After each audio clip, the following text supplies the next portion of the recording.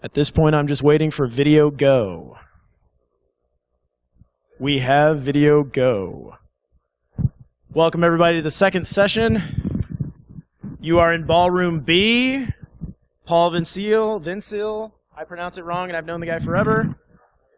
Protecting the Seams, Armored Cavalry Tactics Applied to System Security.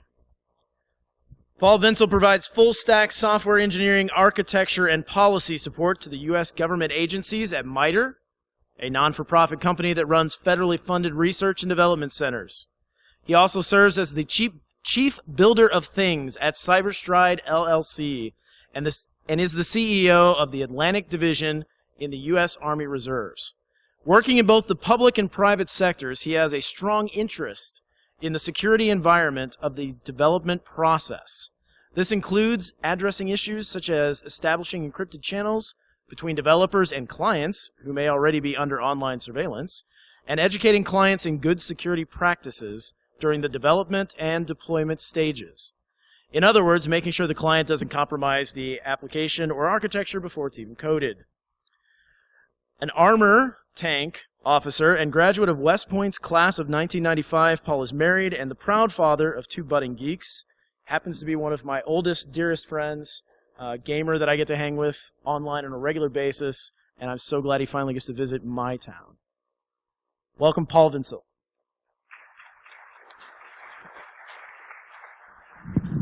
Thanks, Dave. Appreciate the warm welcome. Before I kick off in my briefing here, I just wanted to ask a question. Raise your hand if you have the legal authority to execute your sysadmins. Why am I the only one who ever raised my hand to that question? So I say that as sort of a lead-in. Dave already gave me sort of a bio. A couple of small corrections there. One is that I'm actually the division CIO for the Atlantic Division, not the CEO. The CEO is General Turner, and he'd be very upset with me if I were to try to upstage him in any way. So I list these things up here, not to kind of repeat the bio thing, but more just as I guess a method of perspective. Unlike a lot of geeks have sort of this dual persona in life. You know, they're geeks by day, and by night they're loving fathers, wives, family members, whatever. And for me though, it's a little bit different because I've kind of got almost like 4 different personalities, or maybe even 5, depending on how you count them. As a MITRE systems engineer, my focus is really big picture stuff. I get to do some fun prototyping and things like that for the government, but I also do a lot of troubleshooting. I do a lot of systems engineering at the macro scale, at the government scale, sometimes at the international scale, and a lot of policy stuff also. So I've got that kind of really big, broad picture kind of thing. And then as a division CIO, I'm responsible for computers that serve about 5,000 or so folks annually at different exercises. We actually push signal over tactical satellites to do exercises for these folks, to give them some good real-world training. And so I'm responsible for pretty much everything inside those firewalls. At Cyberstride, I'm hands-on coder developer. I do a lot of business development also. And so I think the reason Ben asked me to come here and talk to you guys is that my perspective on IT security is a little bit different than pretty much any other person that's going to speak to you during this conference.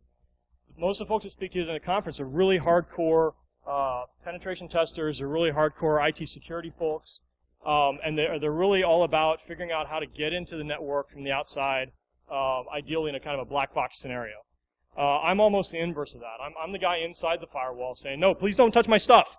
And so I think that, bottom line is Ben asked me to kind of think of things in that perspective and to try to come up with some stuff to talk to you guys about along those lines, things that I've learned both serving the government as a civilian FFRDC member, Federally Funded Research and Development Center, as well as I said, as my division CIO in the Army Reserves. So the problem I'm going to talk about here, and I've used this term, protecting the seams. I'll get into what that means in a little bit, what a seam is. But the problem I'm talking about is how to field systems, really. And this isn't, the term fielding systems is kind of a government-centric term. I apologize for that. But basically what we're talking about is how do you put an application out in the world? How do you put it out on your network? How do you get it in your DMZ? Whatever. And in a lot of cases, when you try to do these sorts of things, you're looking at lots of regulations, PCI compliance, HIPAA, high-tech certification stuff. If you're doing anything with the government, you're looking at the NIST standards and OMB standards. And there's all these regulations and policies, best practices, and so on, which ultimately wind up in a checklist, which you hand off to your IT guys, or if you are those IT guys, you receive from your bosses, and you just kind of start going through those checklists. The problems with that, though, are that, first of all, checklists don't evolve at the speed of the internet. You know, we talked, or you've heard several presentations already today where they talk about things that get fielded and maybe that have holes in them. I think Dave had a good commentary this morning about folks buying off-the-shelf hardware that is needed for a particular purpose, but its default configurations aren't what you need to have a nice, secure environment. The other piece of the problem that I like to talk to you about is that there's many teams involved in these processes that don't necessarily belong to the same organization. Or, you know, again, as a sort of Army guy thinking about it, I don't own all the people involved in this process. I can't put my paws on them and get them to do what I want in all cases.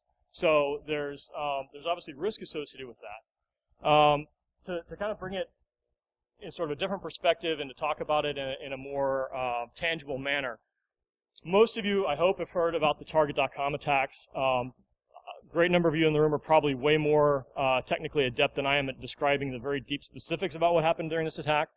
But I wanted to bring it up because it's really highlighting what I'm talking about when I describe Seams. So this is going to be a very simplified version of the target breach for discussion purposes, mostly for the folks that haven't been through it before. But basically what happened was there's a malware that got delivered by a phishing email that actually wasn't going after Target at all. It was actually going after an HVAC vendor that happened to be a partner with Target. And as a partner with Target, they had access under certain conditions to the partner portal and vendor billing system that Target had set up for dealing with folks like them. Now, normally this wouldn't be a problem. You know, the vendor was running malware detection software, which should have caught this malware that came in through the phishing email. The problem was that the vendor made the, I guess, budget-sensitive choice of going with the freeware version of the malware detection application, which required people to manually quarantine stuff whenever alerts came up. And of course, whenever you have somebody manually doing things like that, eventually somebody's on vacation or somebody's getting a cup of coffee or whatever, and it doesn't happen. So as a result, their computers got infected. The malware was able to steal credentials to that partner vendor and billing system, which was then able to leapfrog through that system to actually attack the payment card vault that Target had. Now, there's a whole lot of things wrong with this picture. Again, I don't want to necessarily get into the specifics of it. What I want you to take away from the scenario is more that every piece of this that went wrong is essentially a border between organizations.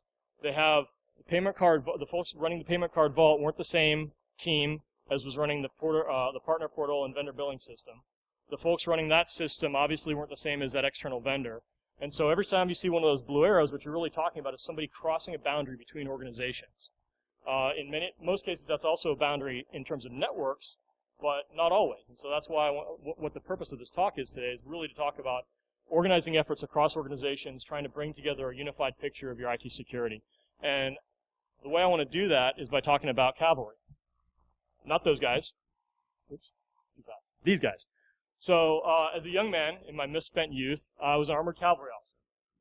Now, what that means, armored cavalry is not, you know, guys dressed in armor riding horses and chasing down peasants and whatnot. What it is in modern context is guys on tanks and armored fighting vehicles that are, their entire job in the Army is all about protection, security, and reconnaissance. So whenever a big Army formation, like say 2nd Army, or 2nd ID rather, 2nd Infantry Division, is making operations plans where they're going to say, hey, we need to be able to move this way to attack the bad guys over here. The cavalry's job is either to scout the way in front of them to make sure they're not running into a trap, or to protect their flanks and sides from enemies trying to counterattack them and hit them on exposed flanks. As you can imagine, this is a pretty complex, dynamic kind of job. This guy, Maurice de Saxe, it will be on the test later, was a French military theorist back in the 1800s, and this is what he had to say about it. That the cavalry operations are extremely difficult. The ability to comprehend the situation at a glance and an audacious spirit is everything. Now, he's talking about cavalry back in the horse days, and they're talking about maybe managing a battle space, you know, frontage of, you know, maybe 100 miles or so at a time for a cavalry organization. Nowadays, my platoon, when I was in Korea, was responsible for, 4 vehicles, mind you, was responsible for about 10 kilometers width, just 4 vehicles. Our our squadron as a whole, which is roughly, won't get into it, a few hundred people, we'll say, a few hundred people, who were responsible for basically guarding the entire 2nd Infantry Division, which is about 10,000 folks, from North Korean counterattacks and that sort of thing, and protecting. So, and by the way, to do this on the move. So, you're talking about an extremely complex situation where not everybody's doing what you want them to do. It's extremely dynamic. And so the question is, how does a cavalryman manage in those kind of environments where the battle space is constantly changing, there's constant interruptions to your plans, things are breaking down, whatever, all over the place.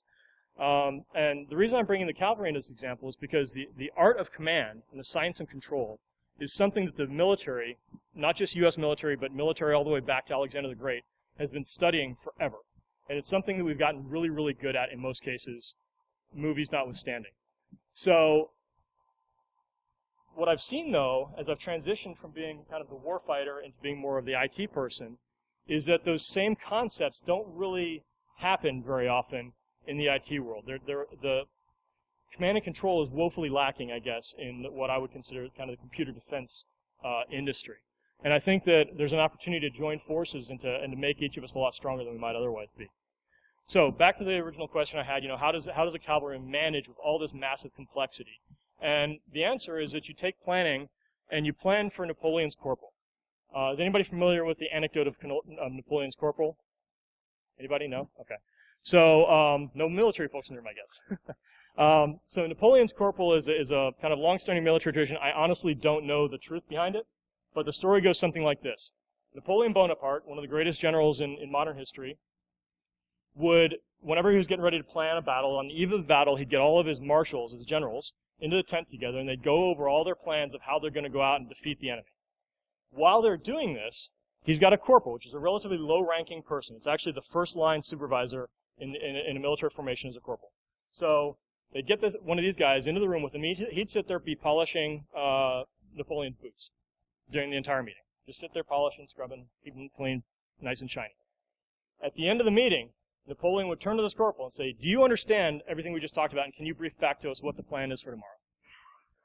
And if the corporal could do it, then the plan was simple enough for the most junior soldier to understand it, and the plan would go forward. If he couldn't explain it, then he'd tell the generals, "All right, guys, pour some more coffee. We're staying up for the rest of the night until we get it right." And they'd keep replanning it until it was simple enough that everybody at the lowest level could understand it and execute it. So the way that works in the military nowadays is we have very, very simple plans. We have very, very simple graphics to describe how an operation is going to happen. At the simplest version of that is something like this. We have the blue guys are us, the red guys are them, the black lines are boundaries between organizations or geographical boundaries. Here's the plan, guys. We're running up and we're going to attack them. The guys in the middle are going up the middle, the guys on the sides are going up the sides. We're going to surround them, crush them from 3 sides. Yay, we win. So, very simple, very straightforward, very easy to understand. Having said that, there's a few flaws with this plan. That plan still has seams. And when I talk about seams again, I'm talking about boundaries between organizations which bad guys can exploit. So I've drawn up here, these red arrows are areas where a bad guy could potentially come in and ruin your plans. They could come in this border between you and this other brigade that's over there on the left. Excuse me. They could go around whatever that terrain feature is on the right and hit you from the other flank.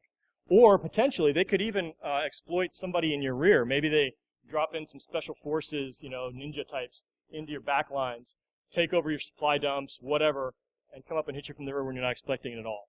So, simple plan, straightforward execute, doesn't quite account for everything. It doesn't coordinate the maneuver between these guys and anybody else who might be around them. So, let's talk about coordinating maneuver. For those of you in the back, that is actually a car underneath the treads of that beautiful fighting vehicle. Fun fact, M1A1 Abrams heavy tanks can actually outrun deer in the forest. They just don't corner quite as well. I speak from experience. Anyway, coordinating maneuver. When I talk about coordinating maneuver, what I'm talking about is that in addition to that nice simple plan we have, the military also tends to add in additional graphics specifically for coordination points. On the left-hand side there, we have these little X's. They look a little like router symbols for you network guys. Much like router symbols, that's where data is supposed to get transferred. Back in the old days with horse cav, you would literally have one of your privates right over to that spot, and talk to the other private that came riding over that spot and say, hey, you guys still online with us? Yeah, we're still online with you. Okay, good. Bad guys haven't snuck between us. Let's keep moving forward. Modern days, that's usually handled through a radio call, although generally speaking, you want to have some visual line of sight to them if you don't have digital connectivity to them over the digital battle planning maps and things like that. Excuse me. Some of the other things I want to point out, because they're kind of important, are these little lines where I say lane 1, lane 2, and so forth. What's happening there is we're talking about those 3 positions with a little vertical line on them are existing friendly forces that are sitting out there, maybe guarding something, blocking a line or whatever, and our strikers down at the bottom are going to try to go up past them. Well, you don't want these, 60-ton wheeled vehicles rolling through your tents and stuff, right? You want to coordinate that. So they use what they call a passage of lines. When those blue vehicles get up to the entry point of those lanes, they call in and say, hey, we're coming up to the entry point of this lane. The other guys say, yep, we see you there. They go ahead and walk them through or have some kind of control measure to get them through. And then on the far side, they say, okay, battle's yours, take it over, go kill the bad guys. And by the way, if anybody's offended by me saying things like kill the bad guys, I apologize in advance. It's just the way I was raised. So then, on the right side, those are the really super awesome guys. Those are the armored cavalry guys on the right-hand side. What they're doing is what's called a guard mission, which means basically that spot over on the right-hand side, we don't know who's there. We don't know what their intentions are. So we're going to put the cavalry out there to get eyes on them first so that nobody comes and sneaks up on our flanks and hits us where we're not expecting it. So basically what happens is you've got a formation that spreads itself along the lines there, and they're just there for reconnaissance to see it coming, and they're also for security. Reconnaissance and security. I'm going to hit those over and over again.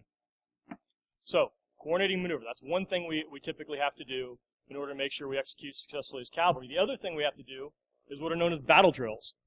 Battle drills are essentially things that you practice over and over and over again until it basically becomes the autonomic nervous system's response. You're pulling your hand back from the fire so you don't get burned. But take that to the organizational level. One great example of that, react to enemy contact. You guys are driving along, everything's going fine, all of a sudden bad guys open up on one of you. What do? Well, that guy takes some good cover and concealed position, starts returning fire, trying to defend themselves. Other organizations try to get around to their flanks and hit the enemy from where they're not expecting. Battle drills. It's practiced over and over again until it becomes second nature. Okay? Hopefully that's all relatively clear, because I'm going to transition now from talking Army stuff, and I'm going to transition a little bit more into the Geek View and take all of the stuff I just talked about in terms of how the military does their planning and their coordination and things like that, and explain how I think, my opinion only, how I think that applies to IT security. So, I've taken and modified my military-style graphics, and I've put more things on there that hopefully you all are familiar with. In this case, I'm imagining a scenario where we're releasing a new application. And this new application might be something we're developing. It might be something that we bought off the shelf. It might be something that we're having somebody else build, whatever. It's not really relevant what the actual thing is. What's important is that this thing goes through a few different stages. It's going to first get into our system. We're going to have either developers or possibly testers put it through its paces. At some point, we're going to do a staging release, pass it off to the sysadmins, where they're actually going to put it into production. Meanwhile, we've got all these environmental variables around us, right? We've got the users up there, who you'll notice I've marked as red, enemy. On the, thank you. To the rear, we've got the blue friendly box, or all those internal system dependencies or application dependencies that software has. Maybe it needs to have some Java package or particular Java version installed on the machine with it, whatever. On the left-hand side there, I say internal system dependencies, and the difference between those and application dependencies, in my brain anyway, is that internal system dependencies are other things within your IT organization that this application depends on. So maybe you've got a centralized Oracle database, or maybe you've got a MongoDB, or whatever. Active Directory, maybe it depends on, and any sort of internal system that the application depends on, but that's not concurrently deployed with it, and that might get versioned separately. Finally, on the right-hand side, I've got external system or service dependencies. And what I'm talking about there is, let's say your application is an online thing and you're dependent on some third-party service. Maybe you're dependent on Facebook for credentialing, or maybe you're dependent on Google for doing geolocation for you. Anything that somebody else owns completely, it's outside your firewall, but you depend on it for your application's success, falls into that bucket. And I didn't really cover this before, but just in case anybody cares about military stuff, the green box basically means that they're friendlies or neutrals, but not actually U.S. and then the yellow cauliflower-looking thing basically means we don't know what those guys are. So it's an unknown sort of symbol. So that's kind of the framework that I'm trying to work within. The following slides are going to sort of talk a little bit more into how I'm translating all that military doctrine stuff into the IT realm. So starting off with, we talked before about coordination points. We talked about passage of lines, right? So logically speaking to me, passing the lines in the IT sense is really that transition point where your application goes from the developers or from your internal testers over into the sysadmins. And all those transition points that have to happen there are going to be things like making sure configuration changes that need to happen for it to become production happen, making sure everybody understands the policies, the procedures, what happens with bug tracking, when do fixes get rolled out, what severity level gets reported up. All those sorts of policy and procedure kind of stuff is in that middle lane there.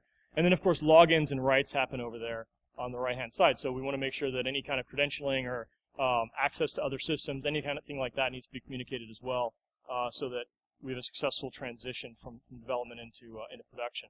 The one thing, or a few things I'll talk about here. First of all, something I've seen a number of times, I've seen this in the civilian side, I've seen it in the government side, I've even seen it, sadly, in the military side, is that when these transition points happen is a lot of times where you actually open yourself up for spillage, for data loss.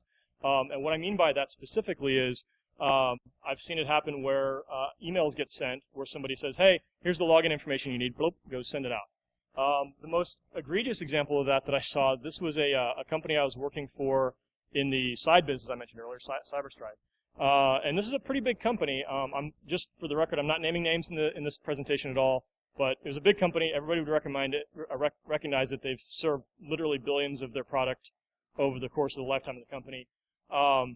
They actually sent out login credentials to me and my partner on our Gmail accounts. And not just that, but they actually copied a laundry list of other folks, including other vendors elsewhere, all kinds of folks. There was probably 40 or 50 people on the CC line when they sent that stuff out. Obviously, we kind of told them maybe they shouldn't be doing things that way. They said, we know what we're doing. We've been doing this for a long time. I said, okay. What's that? Yep, exactly. We've always done this way. So another example here in terms of transition, and this was more on my MITRE side. I was working on a prototype, which was actually pretty fun. This was a couple years ago, and it was for a fairly large government organization that was having challenges with their search engine, and they wanted to understand how they could drive down their call center costs by improving search engine results on their internal website's search engine. And so we decided to do an experiment, which was something like an A/B test. Basically, we set up a search proxy. We labeled it search beta on the branding and everything like that. And as people would conduct searches and get the results back, we would track which users were satisfied with their search results and which users were not satisfied. And we had a number of different metrics that as to how we were able to determine that. It was all invisible to the user. You guys can get with me afterwards if you want more details than that. But basically, like I said, we're tracking kind of user acceptance of the search results. And we had the ability to switch which search engine was being used, which search features were turned on or turned off, etc. So we wanted to deploy this over to the government's servers. And they have a process you have to go through, of course. It's a very long and involved process, lots of checklists. There's actually, I think, 56 signatures required. Each signature required its own document. So that was fun. But one of the steps was that it had to go through an automated code scan. Okay, good practice, right? You put it in front of a code scan tool, and it goes forward. The problem was the technology we were using, because we were doing a lot of proxying and things like that. We chose to use a technology called Node.js, which is very good for handling things like asynchronous proxying and that sort of thing. This technology was not something their code scan software could handle. It didn't know how to read the code and didn't know how to interpret what it was reading. So the government's solution to that was to have their code scan guy call me on the phone and ask me to walk through my code step by step and tell him what it was doing. Okay, so I actually thought that was a pretty reasonable response to that. Although, had I been a little more nefarious, I probably could have led him astray on some of that code. So it probably would have been better to do that and maybe have a third-party independent assessment of it, that sort of thing. But this all kind of gets back to what I'm trying to say is that, as you're handing off this code or software or the platform or what have you between different people, different organizations, there's a lot of coordination that has to happen. And if it doesn't happen correctly, that's where you open up a lot of potential risk. So a few things that we've determined that are very helpful for that. Bringing the team together is huge. A lot of time nowadays you want to have conference calls a lot more. You want to do things remotely, save costs. in a lot of these cases, when you're doing these system rollouts, it's much better to get everybody in the same room together, everybody staring at the same whiteboard, and kind of draw everything out and sort of walk the dog through the process at least one time, just so, again, back to Napoleon's Corporal concept, everybody has an understanding of what the big picture is supposed to look like and what right is. The other thing that we've been doing a lot, and we've been encouraging both the government to do a lot, and also, like I said, on the outside of what I've been encouraging my customers to do, is mirroring environments to have as little friction as possible between the development environment and the production environment in terms of how it's set up, what versions everything is, what software supporting it is, all that kind of stuff. So there's a couple things to do there for coordination points, in addition to what I've already talked about. The second thing is covering your flanks, and in the Army sense, I already talked about what that means. It means you put scouts out, you get them on the side, you get them ready to blow stuff up if it comes at you, etc. In the IT side, I think DMZ security, that flank between you and the users is pretty well understood. Everybody talks about how to set that up correctly. What I've seen fall by the wayside more frequently than that, though, are things like what happens with your dependencies on those external services. Sure, maybe you've got some security defending you against them, but what happens if that service actually goes down? Does your application handle that properly? Does it have some kind of failover? Does it have some kind of abstraction layer that you can sub in another service, or give the users degraded performance without actually crashing the whole thing? Similarly, this internal application dependencies. I've got up here regression testing. So what I'm talking about here is that a lot of times those internal system dependencies might change, get updated, there's security patches, what have you. Those changes could potentially affect the deployed application if you're not careful. A good example of this is that I had this is a government case where there's a pretty large website that was getting rolled out a few months ago, extremely high visibility, and it was having a number of problems. I got called in to help out on it. One of the things that we determined was that there was this third-party caching server that they put into their environment, which was intended to improve performance. But what they had done was they had a Java patch go in, which the server was not compatible with, and so they started having memory leaks all over the place. And their actual short-term fix was they basically had an intern watching the memory profile of the server, and every time it got too high, he'd reboot the server. So that was, short-term fixes, right? Later on, they were able to get the problem patched and redeployed and things like that. But it's just something to think about. Like I said, just because your application doesn't change doesn't mean something it's depending on doesn't change. And so you need to be able to do regression testing to ensure that any of those changes don't affect your production system. The other thing, release and configuration management. Again, when you've got dependencies over here with those other things, your LDAP, your other a directory server, whatever you have, your internal databases, that sort of thing. So being able to have some kind of sync between the owners of those systems and yours whenever their stuff changes is important also. So there's possibly some changes or some updates that you have to do. Maybe you have to redeploy a new library to your system to account for some patch that happened on that other system. Something to keep in mind anyway. So the next thing, I mentioned that the cavalry is not just about protection, it's also about reconnaissance. So another item that I like to talk about is getting your scouts out there. So, event logs, access logs, doing performance monitoring to make sure that your application is running at the rate that it's supposed to, being ready to scale it out if it's not, health monitoring. And then the thing I've got here in the middle is also this centralized logging reporting. And the reason I bring that up as an important thing is that a lot of times you'll wind up getting reports from one of these subsystems. You might have some audit log that comes back with an error. You might have some health monitor that flags something. But without seeing those items coming in together, you won't necessarily be able to find the root cause and figure out what the actual source of all the ails is or what have you, why the system's not performing the way you want it to. And so having some kind of centralized logging, centralized analysis of all the different problems is an important feature to have. Going back to another government sponsor that I was working with, again, a fairly large application that was being rolled out. They were having a tremendous number of errors getting reported from various sources. Some were coming in through the help desk, some were coming in through application logging, some were coming in through the actual testing and development crew that was kind of getting ready to send out the new fixes, etc. And I think there's 3 or 4 total different vectors that these logs and stuff were coming into.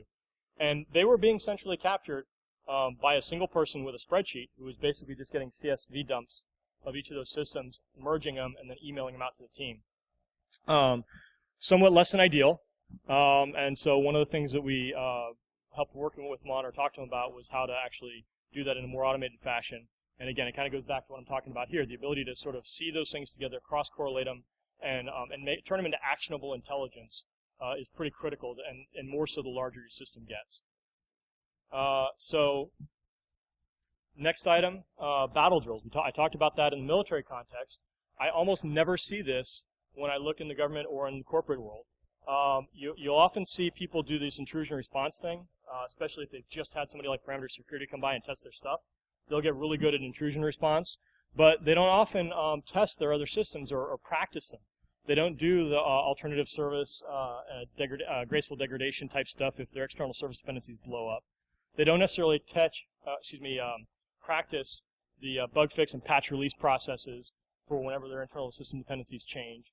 And they don't necessarily have as robust, and again, this is more true the smaller the organization gets, but it happens even at larger organizations.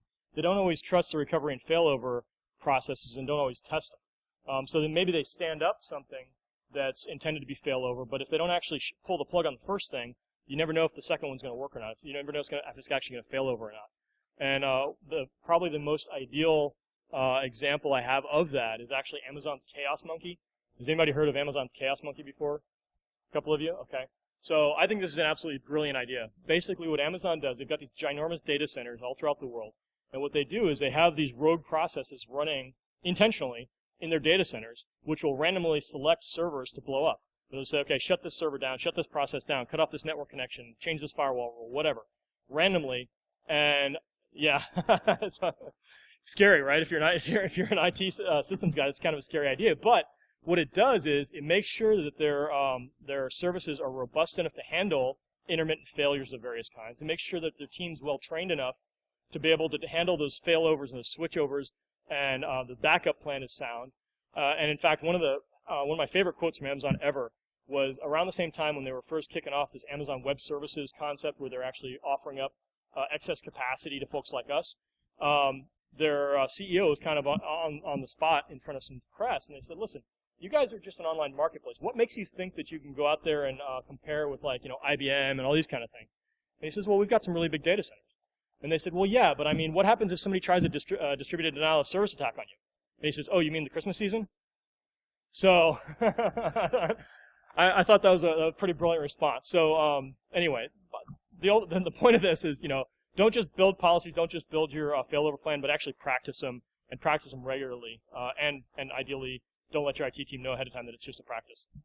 So some key points to take away from my presentation, then we'll get into questions. I realize I'm a little bit early, but hopefully there's some questions to talk. Again, Napoleon's Corporal, that junior guy in your organization, he doesn't necessarily need to know everything that's going to happen in terms of the overall application, but he certainly should understand at least some concept of the big picture. He should have some understanding of how everything fits together, what the architecture looks like, so that he knows what his role in that picture is. And so maybe he can go back and focus just on being the firewall rules guy, but if he understands how that everybody else is talking, he can maybe be a little bit more proactive for you and help you avoid problems before they happen. Similarly with coordination points, bringing teams together, having them discuss potential issues ahead of time can go a long way to avoiding those issues cropping up. Managing dependencies, we've already kind of talked that one to death, but keeping an eye on what systems and subsystems your application depends on, so you know when things get versioned and changed, how it might affect you. Making sure you have centralized logging and reporting, so that you have some kind of ability to do centralized analysis of all that data coming in from all these different sources is critical. And then finally, practice your processes, or your processes will practice you, I guess. I'm not really sure what the inverse of that is, but practice your processes to ensure success, I guess is what I'm getting at. So with that, I'll turn it over to questions, if there are any. Nobody? Okay, well, thanks for your time then.